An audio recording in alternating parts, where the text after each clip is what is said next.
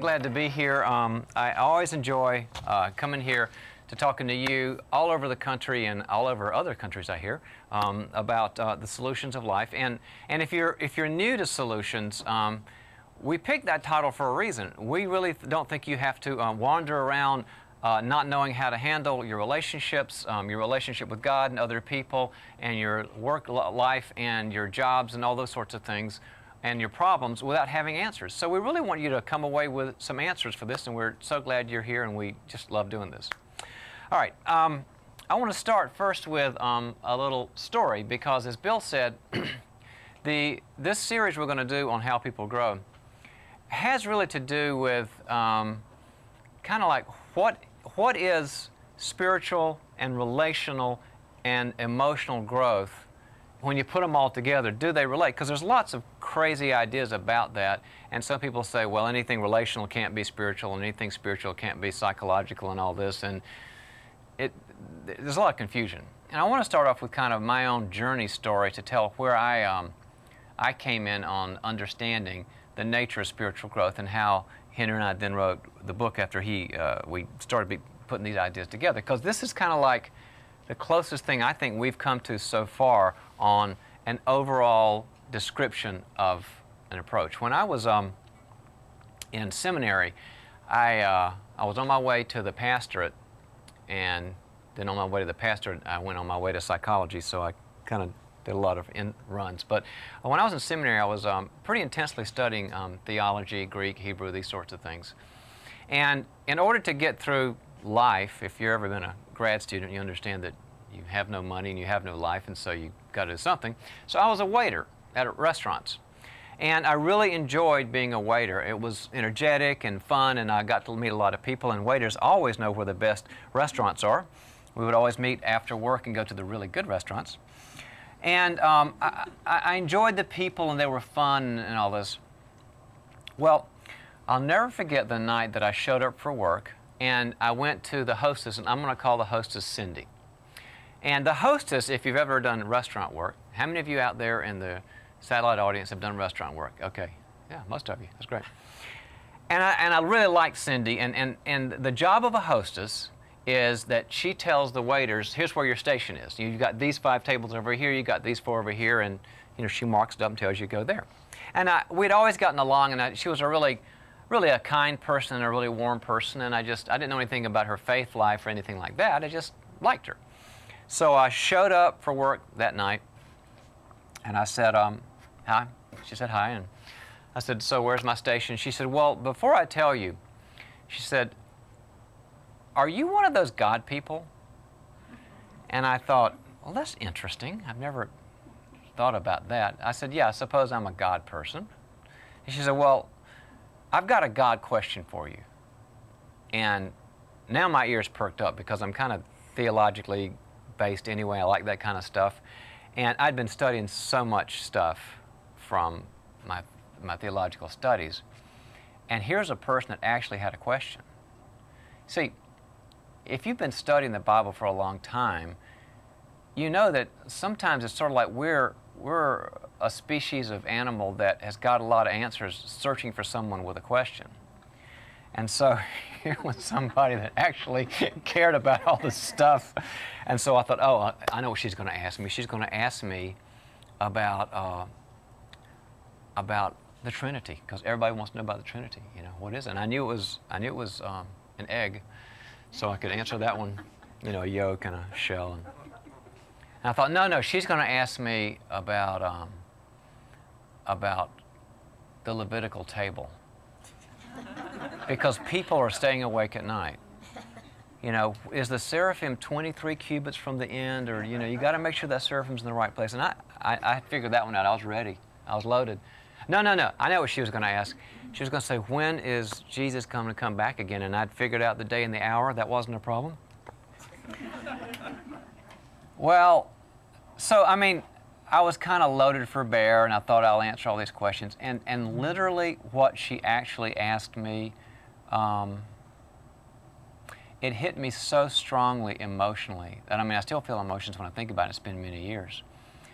Because I was kind of up here in all of the, conceptual kind of questions people have. And the question she really asked me was this. She said, this guy I live with, when he does a lot of cocaine, he hurts me. I was like so saddened and so, I just so kind of like crushed for what she was going through. And then, and then I kind of went on this kind of search function in my mind. If you're into computers, you hit the search function. I'm trying to think, what can I do that's going to help Cindy right now? I mean, she's my friend. And I thought and I thought and I thought in those, couple of seconds while you're a person standing there waiting for an answer. And I finally said something like, well, God brings all things for better for those who love Him, or something, the verse in Romans 8:28. And I remember thinking, this really isn't what she needs, but it's kind of all I had. And I remember saying that to her, and then she kind of looked at me. I mean, when somebody cares about you, they don't want you to feel like they've really failed, so she tried to make me feel better as I was trying to make her feel better, and said something like, well, thanks a lot, but kind of the light went out of her eyes, if you know what I mean. And she said, thanks. And that was kind of it. And then she went on her way that night, and I went on my way that night, busting my tables, but I was so distracted the whole night. I couldn't stop thinking about what had happened before work with Cindy. So I finished my tables, and the night's over, and I'm driving home. And I'm praying as I'm driving home, and I said something like, God, something didn't happen the way you want it to happen, because I knew at that time as much as I could that God's kind of like the cosmic chess master. He puts somebody in a place over here and somebody over here, and then that's the kind of the magical, mystical part, and He brings them together, and something really good's supposed to happen. And I said, I know that you brought Cindy to find a God person. And I think what was supposed to happen to her didn't happen. And so I kind of couldn't, she just kind of haunted me. And I haven't seen her forever. I don't even know what's happened to her. But I remember thinking, I know that this wasn't your fault, God's fault, and I knew it wasn't my seminary's fault. It's a great seminary, and I'm really grateful for the training I got. So I figured it was something that I wasn't figuring out. So at that time, I dedicated myself to a process which was to go back here to the Bible and to begin seeing what it really said about the human condition. What does it really say about somebody whose boyfriend's on coke and is mean? Or what does it say about people who have relational struggles? Or what does it say about people who are depressed sometimes, or people who have problems they can't solve, or whatever? And I said, this time, I want to read this book, and I don't want to filter anything through. There's a technical term called hermeneutics, which means the science of interpretation, meaning whenever we look at the Bible, we put on some glasses and we say, here's how I'll understand it. And I said, let me try to do this without glasses. Let me just see what you say about us and you and how we solve problems and grow. And for several years, I began to do that. And that's about the time that Henry and I met, and he had come from a different sort of path, but had the same kind of question, like, what does this say? Well, we dedicated ourselves to studying the Bible for several years as it was, not as we thought it should be or what people said it was. And something really interesting happened. I mean, it was one of the best things that ever happened to me, was studying the Bible in that way. Because I began, as I was doing that, I was also in psychology by then. I was studying, depression and growth and developmental issues and pathology and all this. And I started noticing something very interesting. There were all these people in psychiatric hospitals where I was doing internships, and in counseling centers where I was working, in child centers and all this. And all these people were getting well. And there was some really good stuff happening to people that were struggling with eating disorders and depressions and relational struggles and parenting issues and family of origin stuff. And they were getting better and feeling better and resolving problems at a deep level, but they didn't even know who God was, and their counselors didn't know who God was or didn't say much about it, but people were getting better. And then there were a lot of really theological people who knew a lot of stuff about the Bible, but some of their people weren't getting better. And I'm kind of like at an impasse here, because I wanted to have the God be healing everybody and get credit for it. What I found out was that the things that the people were using in the really good counseling areas were actually things that had been in the Bible all along, like love one another, like accept one another, like confession, like live in a redemptive process, like learn how to trust, like learn how to confront and say the truth. In other words, all these people that were getting well in all the counseling centers, they were getting well because of principles that were in the Bible, but God wasn't getting the credit. Really, really observant, aware people who had kind of just noticed human behavior had figured out this works. They didn't even know it had been written, thousands of years ago in the Bible, because they just had observed human behavior. As if you looked at the book of Proverbs, the wisdom book, and started noticing patterns like people who, are sluggards don't do well in life, and people who are responsible do better, little principles like that. They were noticing those and didn't know that those were in the Bible. This changed everything for me, because all of a sudden, now, God was in position and was really helping people, and at the same time, people at a very deep and profound and transformational and permanent level were getting life.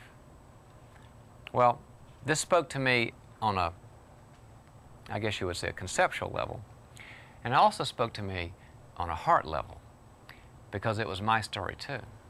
See, I had two parts of me that very much mirrored these two parts of life I'm talking about, the people getting well without God and people not getting well with God. There was a part of me that was, let's call it my God part, and I really I was sort of always into God at some level. Like I liked church, and I liked, learning about faith, and I liked spiritual things, and I liked reading and studying. But I wasn't really real. My God part, I really didn't feel like I could be safe in. I didn't feel like I could be myself and, say what I really felt and talk about my mistakes and that sort of thing. So I had this God world inside me that wasn't very real. Then I had this other part, and it was the flip side. It was real, and there wasn't a lot of God. So I'd hang out with all my waiter friends, and I felt really safe with them because they were just normal, kind of accepting people. And I didn't have to edit myself, and I didn't have to pretend I was somebody I wasn't, and I could talk about how I really felt.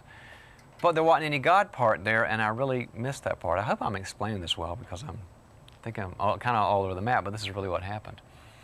And so I always felt this division inside, and I never was comfortable with it, because there was the real, not God part. Now that's over here. The God, not real part, and the real, not God part over here. I always hoped that the people in those two worlds that I knew would never meet each other at a party and say, oh, I know that guy. I wouldn't want to be around that conversation. Well, what happened, though, is as I began to see this on a conceptual level, then my two worlds in me became, guess how many worlds? One. Became one world. In other words, like the old hymn used to say, this is my Father's world, I found out that I could be real and I could have God. And I could have real relationships and I could have God. And I could struggle and I could have God. And I could find answers and I could have God. And that was kind of like, except for coming to faith, that was the defining moment of my life. Because all of a sudden I didn't feel crazy anymore. I didn't feel divided anymore. I didn't feel split up anymore. And so at that point, that's kind of when, once Henry and I kind of came to the same conclusions that about this, that we started, as we were studying, then we started, mapping things out and writing and putting designs down and this sort of thing. But I realized something else, because now that I'd been in done graduate work in theology and then I'd done graduate work in psychology, there was kind of a school of thinking that said, well, you need to integrate the two. And integration was a big word back then. Integration meaning there's a school of psychology over here and there's a school of theology over here. And the goal is to put the truths of the school of psychology in with the school of theology, and then you end up with an integrated view of human behavior. And I believed that for many years. I no longer believe that. I don't believe that you have these two sister disciplines. You know, if you're not an academician, I hope you're not like sleeping right now, but this is kind of like how I have to explain it. I'm sorry. There's not these two equal sister disciplines that mesh together. I don't believe that anymore. The reality I see now is that it's all spiritual, it's all theological, and it's all biblical. And God didn't wait until, you know, the 20th century, 21st century to kind of say, now I'll help people in counseling. He's been helping us for many, many years. And so the way I look at it now is I love psychology, and I read it, and I love the research, and I love the theoretical stuff, and I love what I learned from the journals. But good psychology has to bend its knee to good theology. It has to serve it. And you have to filter it through good theology and spiritual discipline to see what comes out and makes sense. And that is what made the big difference with me, was realizing that marriage issues, dating issues, leadership issues, growth issues, struggle issues, bad habits, addictions, parenting, all of those are fundamentally spiritual issues. All relational, emotional, behavioral, leadership, growth, struggles, desires, or whatever, they're all spiritual. Now I felt really sane as I can feel. And that's when we began conceptualizing. So when Bill introduced the series and said, you know, this is kind of an approach you guys use, it's the closest thing, like I said, to, for those of you that are kind of like big picture oriented, this is how we came to this.